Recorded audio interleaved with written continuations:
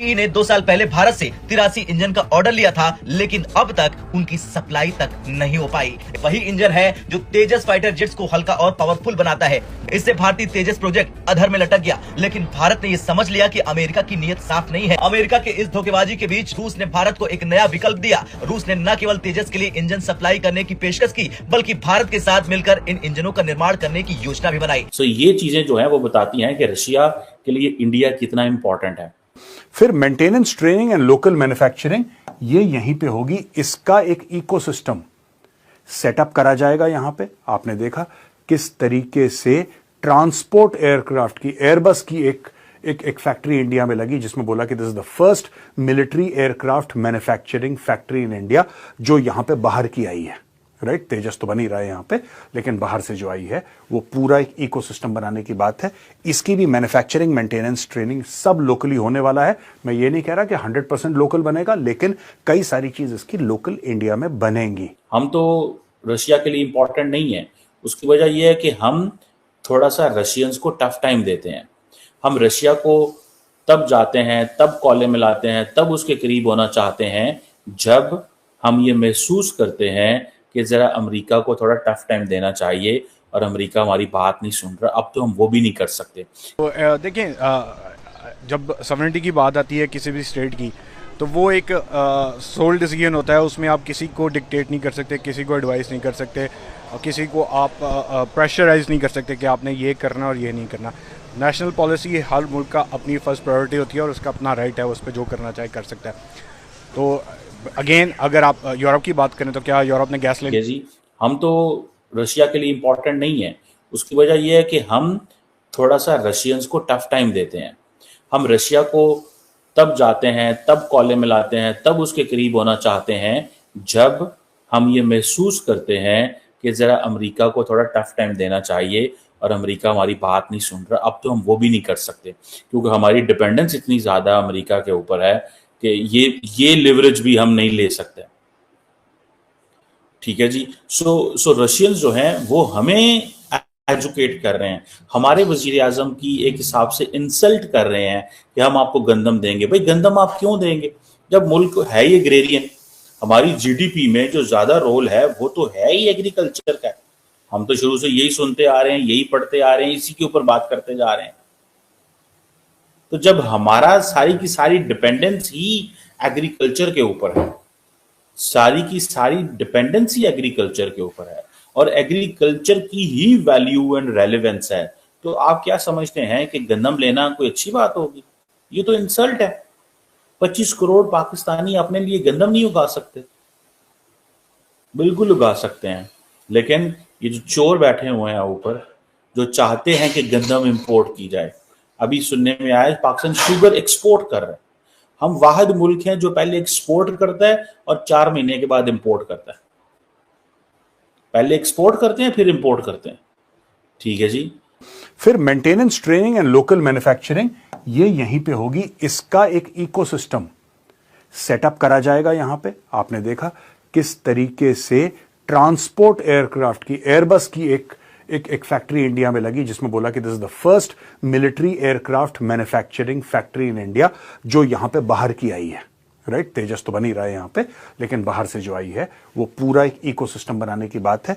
इसकी भी manufacturing, maintenance, training सब लोकली होने वाला है। मैं ये नहीं कह रहा कि 100% लोकल बनेगा, लेकिन कई सारी चीज इसकी लोकल इंडिया में बनेंगी। इससे फायदा क्या होगा? इससे फायदा होगा कि नौकरियां लगेंगी, जॉब्स होंगी, एक इकोसिस्टम क्रिएट होगा पूरा का पूरा। So tomorrow if India wants, India can use that ecosystem to create another aircraft. अब दोस्तों चलते हैं। अभी भी सुनने में आया कि जो रशियन अथॉरिटीज हैं, उन्होंने जो जिसे वो कहते हैं ना, जो दागिस्तान का एरिया, जिसे नॉर्थ कॉकस कहा जाता है, ठीक है जी, जो कि वहाँ पे रशियंस ने कहा है उनको कि जो खवातीन है वो हिजाब पहनना बंद करें। ठीक है जी, क्योंकि वहाँ पे चर्चेज में, सिनेगॉग्स में अटैक हो रहे हैं, हमले हो रहे हैं। ठीक है जी। और ये जो बात हुई है, ये दहशतगर्द जमातें जो हैं वो बहुत सारे काम करती रहती हैं टेलीग्राम ऐप के ऊपर एंड ऑल दैट। अब क्वेश्चन ये आता है कि पाकिस्तान रशिया के साथ एंगेज करता है for non state actors regarding Afghanistan. Other than that, Pakistan और की क्या यूटिलिटी है, उसके अलावा भी हमें सोचना चाहिए।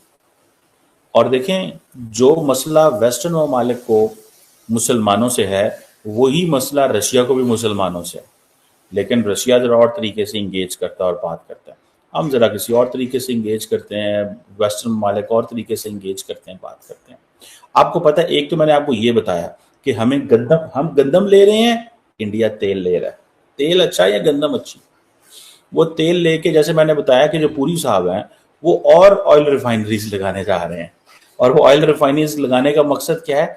एक्सपोर्ट कर सकें। और इवन के इंडियंस ने रिक्वेस्ट की रशियन से कि हमारी कंपनियों को प्रायोरिटी बेसिस के ऊपर तेल दें। ठीक है जी, जिसे वो कहेंगे ना कि ये एक बहुत बड़ी बात होती है।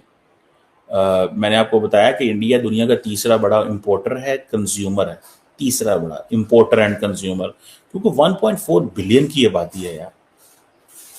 सो उनको तो वो चाहिए, और इंडियंस को इस चीज़ का पता है कि सारी सप्लाई चेन मुतासर है।